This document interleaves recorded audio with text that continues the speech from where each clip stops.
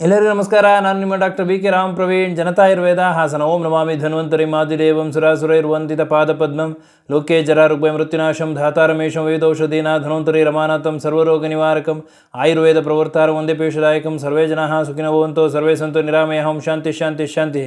ವೀಕ್ಷಕರೇ, ಕೆಲವೊಬ್ಬರು ಸ್ವಲ್ಪ ದೂರ ನಡೆದ್ರೂ ಏದುಸಿರು ಬಿಡ್ತಾರೆ, ಸುಸ್ತಾಗ್ತಾರೆ, ಎದೆನೋವು ಬರ್ತದೆ. ಮಾಡಿ ಮೆಟ್ಲು ಹತ್ತಿದ್ರೂ ಏದುಸಿರು ಬಿಡ್ತಾ ಇರ್ತಾರೆ, ಸುಸ್ತಾಗ್ತಾ ಇರ್ತಾರೆ.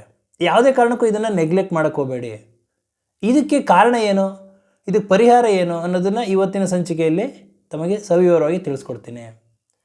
ಕಾರಣಗಳ ವಿಷಯಕ್ಕೆ ಬಂತು ಅಂದರೆ, ಪ್ರಮುಖವಾಗಿ ಇದಕ್ಕೆ ಕಾರಣ ಏನು ಅಂತಂದರೆ, ಹೃದಯ ಸಂಬಂಧಿ ಕಾಯಿಲೆ ಇದ್ದರೆ, ಶ್ವಾಸಕೋಶ ಸಂಬಂಧಿ ಕಾಯಿಲೆ ಇದ್ದರೆ, ಅಥವಾ ಅತಿಯಾದ ಬೊಜ್ಜು ಒಬೆಸಿಟಿ ಇದ್ದರೆ, ಥೈರಾಯ್ಡ್ ಸಮಸ್ಯೆ ಇದ್ದರೆ, ಈ ಎಲ್ಲ ಕಾರಣಗಳಿಂದ ಈ ಏದುಸಿರು ಬರ್ತದೆ.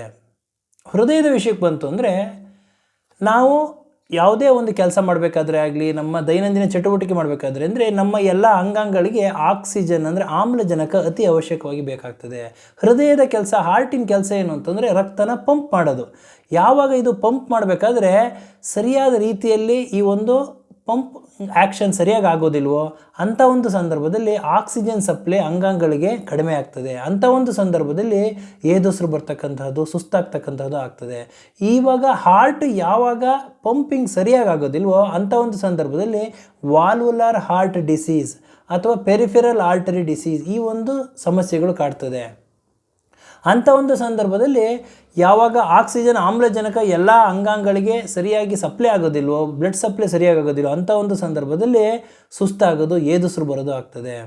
ಇನ್ನು ಶ್ವಾಸಕೋಶ, ಲಂಗ್ಸಿನ ಕೆಲಸ ಏನು ಅಂತಂದರೆ ಆಕ್ಸಿಜನ್ ಅಂದರೆ ಆಮ್ಲಜನಕವನ್ನು ತಗೊಳ್ತದೆ ಹಾಗೂ ಕಾರ್ಬನ್ ಡೈಆಕ್ಸೈಡ್, ಇಂಗಾಲದ ಡೈಆಕ್ಸೈಡನ್ನು ಹೊರಗಡೆ ಹಾಕ್ತಕ್ಕಂಥ ಒಂದು ಪ್ರಕ್ರಿಯೆ. ಯಾವಾಗ ಈ ಲಂಗ್ಸಲ್ಲಿ ಏನಾದರೂ ಇನ್ಫೆಕ್ಷನ್ ಆಗಿದ್ದರೆ ಹಾಗೂ ಲಂಗ್ಸಲ್ಲಿ ಏನಾದರೂ ನ್ಯೂಮೋನಿಯಾ ಆಗಿದ್ದರೆ, COPD ಅಂತಾರೆ, ಕ್ರಾನಿಕ್ ಅಬ್ಸ್ಟ್ರಕ್ಟಿವ್ ಪಲ್ಮನರಿ ಡಿಸೀಸ್, ಅಥವಾ ಅಸ್ತಮಾ, ಬ್ರಾಂಕಿಯಲ್ ಅಸ್ತಮಾ, ಈ ಎಲ್ಲ ಒಂದು ಸಮಸ್ಯೆ ಇತ್ತು ಅಂತಂದರೆ ಅವ್ರಿಗೆ ಸ್ವಲ್ಪ ದೂರ ನಡೆದ್ರೂ ಏದುಸಿರು ಬಿಡ್ತಿರ್ತಾರೆ, ಸುಸ್ತಾಗ್ತಿರ್ತಾರೆ, ಬೆವರ್ತಿರ್ತಾರೆ. ಈ ಎಲ್ಲ ಒಂದು ಸಮಸ್ಯೆಗಳು ಅವ್ರನ್ನ ಕಾಡ್ತಾ ಇರ್ತದೆ. ಯಾವುದೇ ಕಾರಣಕ್ಕೂ ಇದನ್ನು ನೆಗ್ಲೆಕ್ಟ್ ಮಾಡೋಕ್ಕೆ ಹೋಗಬೇಡಿ.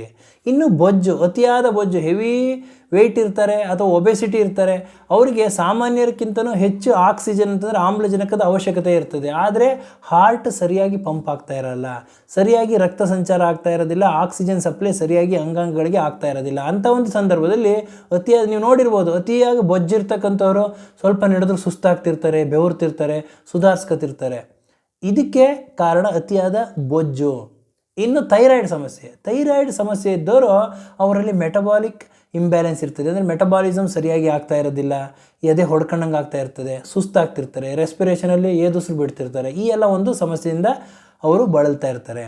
ಹಾಗಾದರೆ ನಾವು ಯಾವಾಗ ನಾವು ವೈದ್ಯರನ್ನು ಕಾಣಬೇಕು? ಕೆಲವೊಬ್ಬರು ಸ್ವಲ್ಪ ದೂರ ನಡೆದ್ರೆ ಸುಸ್ತಾಗುತ್ತೆ, ಮಾಡಿ ಮೆಟ್ಲು ಹತ್ತು ಹೇಳಿದ್ರೆ ಸುಸ್ತಾಗುತ್ತೆ ಅಂತಿರ್ತಾರಲ್ಲ. ಯಾವಾಗ ನಾವು ವೈದ್ಯರನ್ನು ಕಾಣಬೇಕು ಅಂತಂದರೆ, ಇದೇ ರೀತಿ ಪದೇ ಪದೇ ಆಗ್ತಾ ಇತ್ತು ಅಂದರೆ, ಇನ್ನು ಕೆಲವರಲ್ಲಿ ವಿಶ್ರಾಂತಿ ಇದ್ದಾಗಲೂ, ರೆಸ್ಟ್ ಇದ್ದಾಗಲೂ ಸುಸ್ತಾಗೋದು, ಏದುಸಿರು ಬರೋದು, ಬೆವರು ಬರ್ತಕ್ಕಂಥದ್ದು ಆಗ್ತಾಯಿದ್ರೆ, ಎದೆ ನೋವು, ಎದೆ ಬಿಗಿತ ಹಾಗೂ ಈ ಒಂದು ತಲೆ ತಿರುಗು, ಸುಸ್ತಿದ್ದ ಸಂದರ್ಭದಲ್ಲಿ.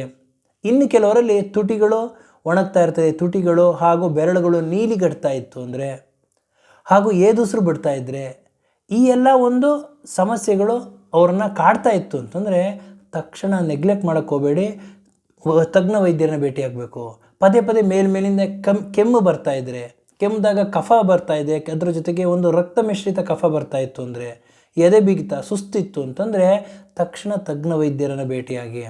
ಹಾಗಾದರೆ ಈ ಒಂದು ಸ್ವಲ್ಪ ದೂರ ನಡೆದರೆ ಸುಸ್ತಾಗೋದಕ್ಕೆ ಪರಿಹಾರ ಏನು ಮಾಡ್ಕೋಬೋದು ಅಂತಂದರೆ, ಪರಿಹಾರದ ವಿಷಯಕ್ಕೆ ಅಂತಂದರೆ ಪರ್ಸ್ಡ್ ರೆಸ್ಪಿರೇಷನ್ ಅಂದರೆ ಅಮೇರಿಕನ್ ಲಂಗ್ ಅಸೋಸಿಯೇಷನ್ನು ಒಂದು ವಿಷಯ ಹೇಳಿದೆ. ಏನಂತಂದರೆ ಪರ್ಸ್ಡ್ ಲಿಪ್ ರೆಸ್ಪಿರೇಷನ್ ಅಂತಂದರೆ ನಿಧಾನವಾಗಿ ಆಕ್ಸಿಜನ್ನ, ಗಾಳಿಯನ್ನು ತಗೊಂಡ ನಂತರ ಲಿಪ್ಸ್ ಅಂದರೆ ತುಟಿಗಳನ್ನು ಟೈಟಾಗಿ ಮುಚ್ಚಿ ನಿಧಾನವಾಗಿ ಮೂಗಿಂದ ಉಸಿರನ್ನು ಬಿಡ್ತಕ್ಕಂಥದ್ದು. ಈ ಥರ ಮಾಡ್ತಾಯಿತ್ತು ಅಂತಂದರೆ ಈ ಒಂದು ಏದುಸಿರು ಬಿಡ್ತಕ್ಕಂಥದ್ದು, ಆಕ್ಸಿಜನ್ ಸಪ್ಲೈ ಸರಿಯಾಗಿ ಆಗ್ತದೆ ಹಾಗೂ ಸುಸ್ತಾಗೋದು ಕಡಿಮೆ ಆಗ್ತದೆ. ಇನ್ನು ಡಯಾಫ್ರಾಮ್ಯಾಟಿಕ್ ರೆಸ್ಪಿರೇಷನ್ ಅಥವಾ ಅಬ್ಡಾಮಿನಲ್ ರೆಸ್ಪಿರೇಷನ್ ಅಂತ ಹೇಳ್ತಾರೆ.